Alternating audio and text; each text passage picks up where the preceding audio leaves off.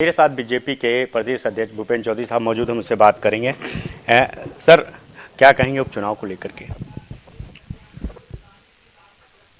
एक लोकसभा और 2 विधानसभाओं के उपचुनाव है।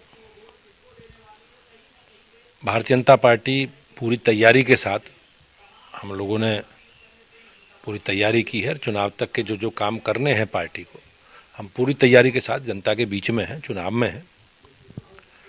और मुझे विश्वास है कि पिछली बार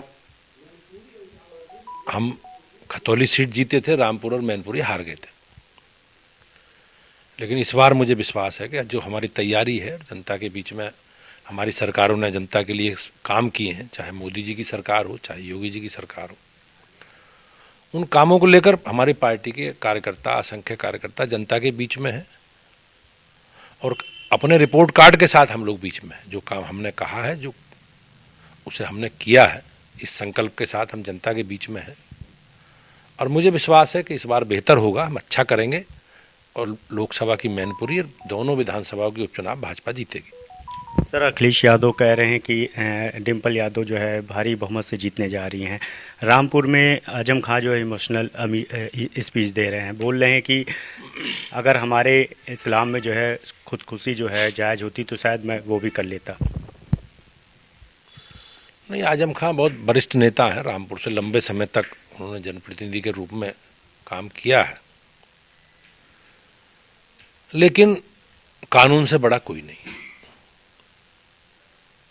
जो उन्होंने काम उस समय अपनी सरकारों के समय कानून को ठेंगा दिखाने का काम किया है, अब कोई उसमें आंखें नहीं मूंद सकता जी। हमारी सरकार को जनादेश मिला है विधि सम्मत काम करने का, कानून का पालन करने का, कानून का राज कायम करने का, और योगी जी की सरकार वही काम कर रही है। अगर वो दोषी हैं तो निश्चित रूप से माननीय न्यायालय उनके खिलाफ आदेश करेंगे, और अगर उन्होंने गलत काम नहीं किए हैं तो न्यायालय उनके पक्ष में आदेश करेंगे। मामला न्यायालय में अधीन है और न्यायालय को निर्णय उस पर करने हैं उनके सारे विषयों पर।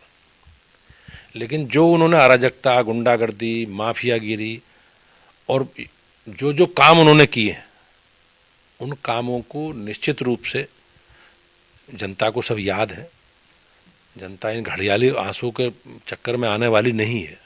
जो उन्होंने उस समय अराजकता की है, लोगों को दबाने का काम, लोगों की बेइज्जती करने का काम, लोगों की ज़मीनें कब्जाने का काम, समाजवादी पार्टी की सरकार में रामपुर में आजम खां के समय तांडव हुआ है।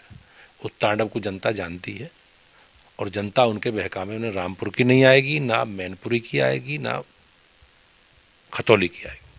सर, शिवपाल यादव जी भी बोल रहे हैं, अखिलेश यादव भी बोल रहे हैं कि ये विरासत है नेताजी की और इस बार जो जनता है वो प्रचंड बहुमत से जिताने जा रही है।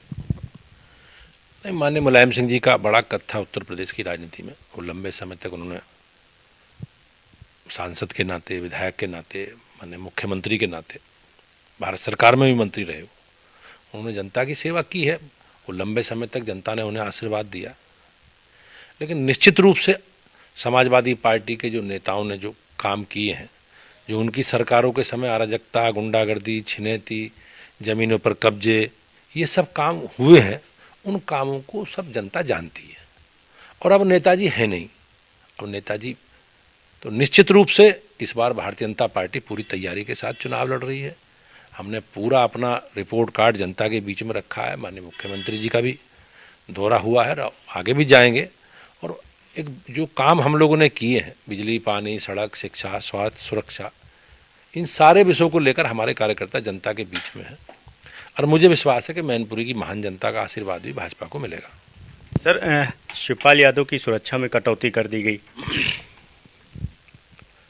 इस सरकार का दायित्व है अपने प्रदेश के सभी नागरिकों की सुरक्षा सुनिश्चित करने के। श्रेणीबद्ध सुरक्षा का निर्णय एक समिति है, सुरक्षा समिति, वो निर्णय करती है। अब उन्हें जब आवश्यकता थी तो जेड श्रेणी की सुरक्षा भी सरकार के समय ही उपलब्ध कराई गई। लगभग लंबे समय तक वो जेड श्रेणी की सुरक्षा उनके पास रही है। अब समिति की रिपोर्ट ये है, जो उनके आउटपुट होंगे इंटेलिजेंस के उसकी अब आवश्यकता नहीं है। अब ऐसा खतरा है नहीं कोई।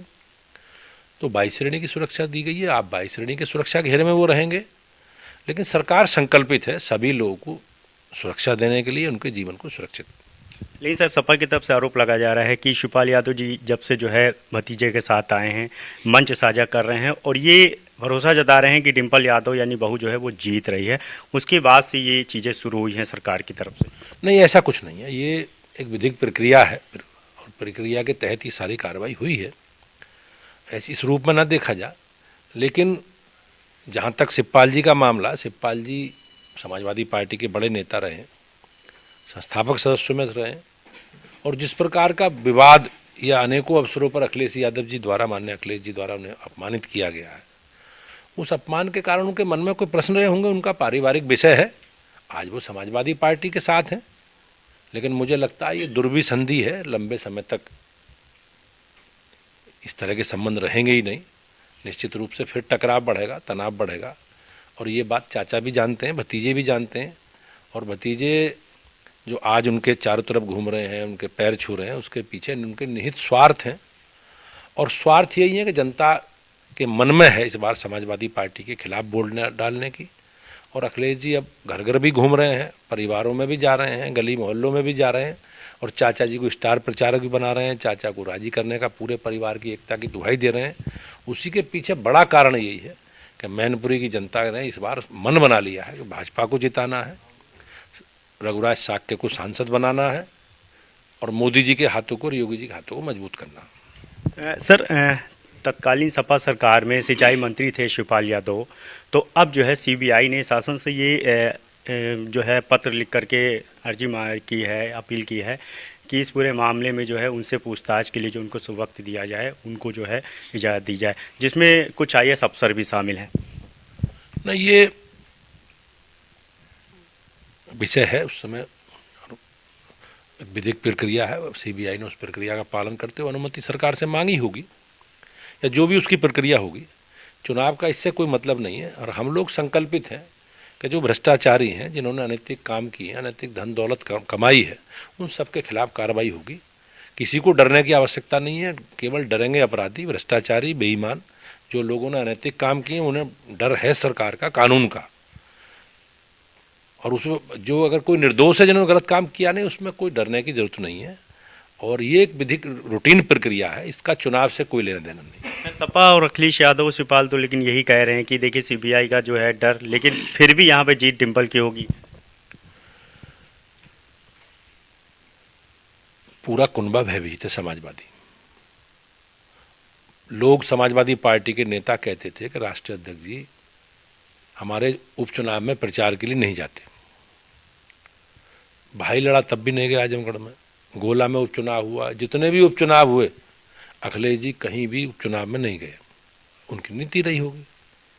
लेकिन अब घर घर घूम रहे हैं, गली गली घूम रहे हैं, चाचा जी को भी राजी कर रहे हैं। तो कहीं ना कहीं समाजवादी पार्टी कुनबे में भय का वातावरण है, और जनता का, मैनपुरी की जनता का मूड वो भांप चुके हैं। डिम्पल यादव चुनाव हार रही हैं। भारतीय जनता पार्टी के रघुराज साक्य बड़े अंतर से चुनाव जीतने जा रहे हैं।